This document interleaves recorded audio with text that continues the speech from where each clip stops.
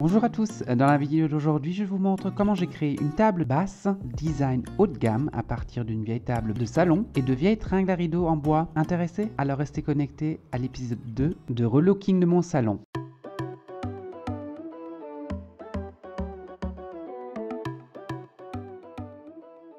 Bonjour, je m'appelle Patrick et je vous souhaite la bienvenue sur ma chaîne Projet Upcycling. Ici, je vous montre tout sur l'upcycling des meubles au relooking complet à la décoration intérieure. Si vous êtes intéressé par un tel contenu, je serais heureux si vous vous abonnez ci-dessous et activez la cloche et rejoignez la famille Projet Upcycling qui s'agrandit de plus en plus grâce à vous. Donc, mille merci. Maintenant, je ne vous laisse plus attendre. Éditeur, roule la bande. Bienvenue pour la deuxième vidéo. Donc si jamais vous n'avez pas vu la première vidéo, donc je vous mets le lien ici. C'est le Ikea Kallax Hack, celui-là que je fais ici, qui est devenu juste sublime. Et pour le deuxième épisode du relooking, je m'attaquais ici au mur et également à cette table, mais c'est pas celle-là. J'ai trouvé une table ronde de chez Emmaüs que je vais complètement relooker. Donc restez avec moi, je vous montre ça tout de suite. Comme vous pouvez le voir, c'est mon salon en transition vers le nouveau look. La couleur du mur doit être changée, redécorée et repensée pour que l'ensemble soit harmonieux. On le sait tous, le plus embêtant c'est la préparation. Avant de commencer, scotcher et bâcher. J'ai utilisé une couleur parfaite qui ne coulait et n'éclaboussait pas du tout et qui rendait la préparation un peu inutile. C'est un beau blanc polaire et je n'ai eu qu'à peindre le mur qu'une fois, grande opacité, donc je peux que vous la recommander. Je me suis laissé inspirer par ces tables. Je voulais quelque chose de rond avec une structure et le couvercle devrait être en bois. Ensuite, il était temps de planifier et de rechercher la meilleure façon de construire la table avec des vieux meubles et matériaux. Le couvercle d'occasion, la structure avec des vieilles tringles à rideaux, la planche inférieure et rond en MDF. Et voici la table que je vais complètement customisé et relooké. Je l'ai trouvé chez Emmaüs pour 25 €. Donc je vais essayer de faire quelque chose de très sympa avec ça. Puis la première chose à faire, c'est de poncer le dessus de la table en bois. Alors comme vous pouvez le voir, cette table qui était tellement foncée, regardez, si on ponce des anciens meubles de vos parents, de vos grands-pères, donnez-leur une chance et vous regardez, c'est juste magnifique. Dans le temps, on mettait des vernis très foncés, c'était voilà, c'était la tendance et tous les meubles, tous les anciens meubles sont très lourds, très... Mais il suffit de poncer et regardez le résultat, c'est juste magnifique. C'est un bois noble, ça va être très joli et je suis déjà content de le voir, le résultat final. Ça va être magnifique. Sûrement vous allez dire, mais pourquoi il ponce ça dans son salon? Ça va faire de la poussière, non? Alors non. En fait j'ai une ponceuse qui est super et avec un aspirateur dessus, un aspirateur pour poussière. Du coup ça me prend toute la poussière et j'ai rien ici. Je pouvais pas le faire en bas dans la cave. Comme je vous ai déjà dit, la table est tellement lourde et après ce que je vais faire, je vais pas pouvoir la monter tout seul. Donc c'est pour ça que je fais tout ici dans mon salon.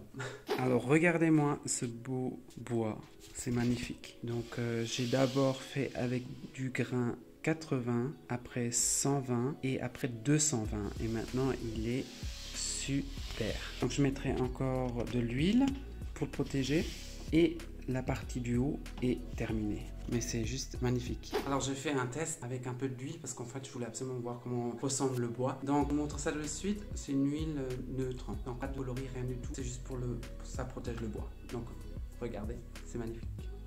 J'ai pris de l'huile de cire dure et d'abord j'étais ravi comme on pouvait l'entendre, mais après un certain temps, le bois est devenu d'un ton trop orangé. Je l'ai pensé à nouveau plus tard pour qu'il soit plus clair et je me demande jusqu'à aujourd'hui si je dois essayer une cire mate. Si vous avez une solution, n'hésitez pas à m'écrire dans les commentaires. Et comme à l'époque c'était une table basse qui pouvait être pliée, j'ai dû coller la table ensemble, très facile avec une colle de montage. Ensuite il était temps de construire le sous-plancher et les 4 panneaux en cercle du milieu, soit 4 niveaux.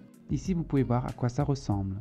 Cela donne 3 cercles panneaux MDF, un pour le bas, 2 caisses et 2 cercles comme pièce au centre avec un diamètre inférieur à 1,5 cm. Alors, comme je veux faire maintenant un cercle avec la défonceuse, j'ai normalement ça qui va avec, qui fait des cercles. Malheureusement, c'est trop petit, donc en fait, ça me fait des cercles de 50 cm. Mais il me faut quand même un cercle de 10 cm. Donc, ce que j'ai fait, j'ai acheté des chaînes et j'essaie de faire donc un cercle comme ça avec la défonceuse. Je vais voir si ça fonctionne, je vais vous dire ça tout de suite.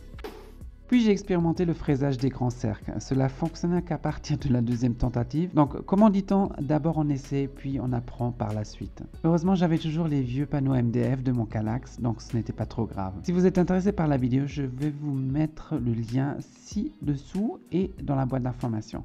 Le mot magique, c'est tension. La chaîne doit toujours être tendue pour que la défonceuse puisse créer le cercle parfait. Puis ponçage des courbes pour que le tout ait une belle finition. Et ici, vous pouvez voir pourquoi nous avons besoin de 2 planches pour pouvoir fixer des tiges latérales par la suite et pour qu'elles disparaissent sous le plateau de la table.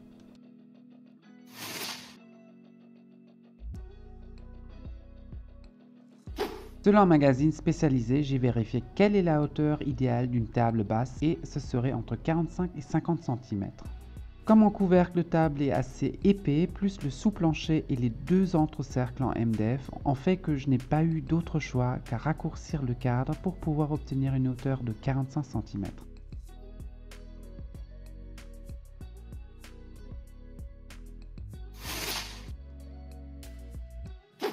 Après avoir terminé toutes les pièces de table, il ne restait plus qu'à les visser et assembler. J'ai vissé le couvercle en bois et le panneau MDF avec des vis, j'aurais pu les coller, mais avec des vis c'est mieux fixé et je peux le défaire. C'est exactement la même chose avec le sous-plancher et le panneau MDF. J'ai seulement fixé le cadre du sous-plancher plus la plaque centrale avec des très longues vis de 6 cm à travers le sol dans le cadre. D'ailleurs, ça tient très bien. Puis vous retournez le tout et vissez 4 mini-pieds d'élévation en sous-plancher pour que l'air puisse ensuite circuler sous la table.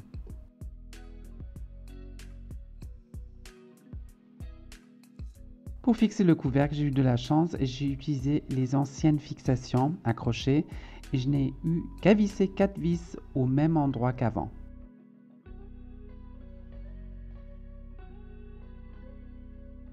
Un dernier contrôle avec un niveau à bulle et j'ai pu entamer la prochaine étape. Et cela concerne les planches en MDF qui doivent être apprêtées avant de peindre car sinon la peinture ne tiendra pas correctement. Pour cela, vous avez besoin d'une sous-couche spéciale MDF. Vous passez 1 à 2 fois, ça sèche rapidement et après 30 minutes, vous pouvez déjà peindre par-dessus.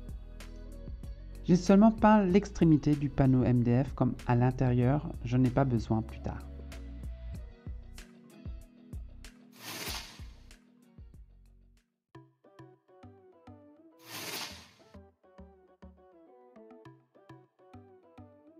Alors j'ai trouvé 4 tringles à rideaux, voilà, donc en bois, ce qu'il me faut pour mon projet. Et finalement 9, ça coûte 10 € juste une. Et là je les ai trouvés pour 4, donc 4 pour 2 €. Donc ça valait la peine d'aller chez Emmaüs. Après cette bonne affaire, je suis directement descendu à la cave pour couper les tringles à rideaux en 2 avec ma scie à table.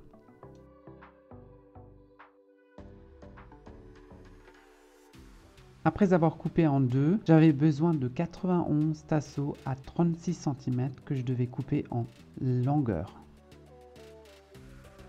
Et pour pouvoir les peindre par la suite, j'ai dû rendre les 91 pièces rugueuses avec un papier de verre grain 120. Ensuite, il est temps de fixer les tiges. N'oubliez pas un niveau à bulle, de préférence celui de votre téléphone portable en application. C'est très pratique et précis. Soit vous collez les tiges, soit vous disposez d'un pistolet à clous qui s'est avéré très pratique et ne peut être que recommandé. Je l'ai acheté chez Lidl pour 30 €. Et un petit autographe à l'intérieur, qui sait qui retrouvera ma table dans 100 ans. Et la dernière tige, j'ai dû la couper en 2 pour pouvoir fermer la structure complète. Oui, 007 du clou était en action et le petit chaton était ravi.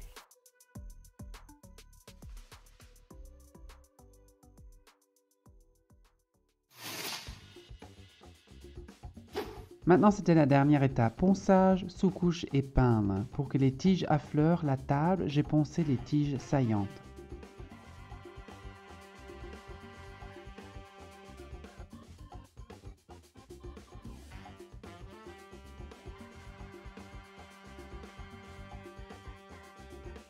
Pour que les joints entre les barres soient harmonieux, je conseille à chacun d'en remplir avec des joints acryliques. Ça rehausse la table et donne une finition propre et professionnelle. Une fois que l'acrylique a séché, j'ai passé une sous-couche pour bois sur les tiges de différentes couleurs. Cela a permis que la couleur adhère mieux et que le bois ne saigne pas par la suite. Comme couleur, j'ai opté pour un vert avec du gris, une laque acrylique satin mat. Lors de l'application de la laque, il est important d'abord avec le pinceau puis avec le rouleau à vernis afin que les coups de pinceau ne soient pas visibles plus tard. Et pour obtenir un résultat de couleur parfait, vous devez toujours peindre 2 couches.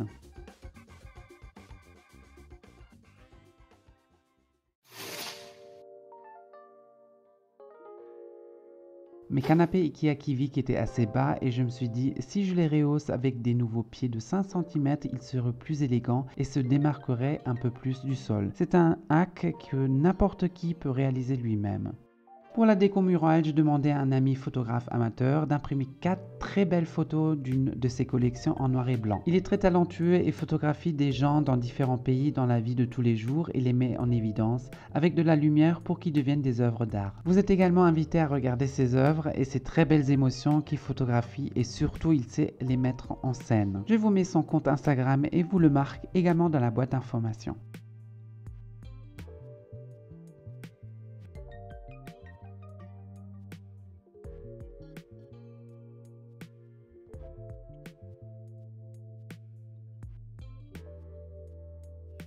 Vous avez aimé la vidéo jusqu'à présent? Alors donnez-moi un pouce vers le haut, cela me ferait très plaisir. Et si vous aimez ces relooking, upcycling, abonnez-vous ci-dessous.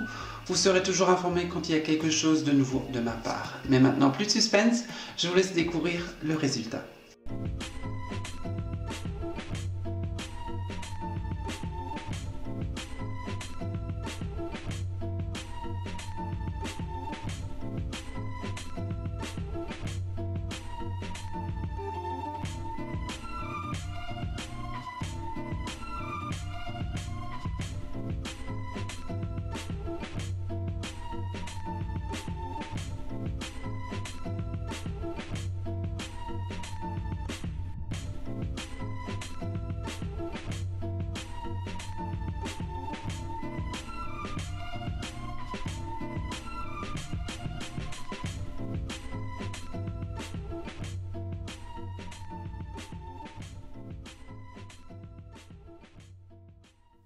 Si vous avez aimé ce relooking, je peux également vous recommander la vidéo de ma table à manger que je vous relis ici. Elle est devenue juste magnifique, mais je vous laisse juger par vous-même. Dites-moi dans les commentaires si vous avez aimé cet upcycling et quelles nouvelles idées vous intéresseraient de voir prochainement. Vous pouvez également retrouver plus de mon contenu sur mon compte Instagram. Je vous mets l'adresse ci-dessous. J'y poste plus régulièrement du contenu. Toutes les informations supplémentaires sur le matériel et les machines que j'ai utilisées sont liées dans la boîte d'informations ci-dessous. Je vous dis merci d'avoir regardé jusqu'ici. Restez en bonne santé.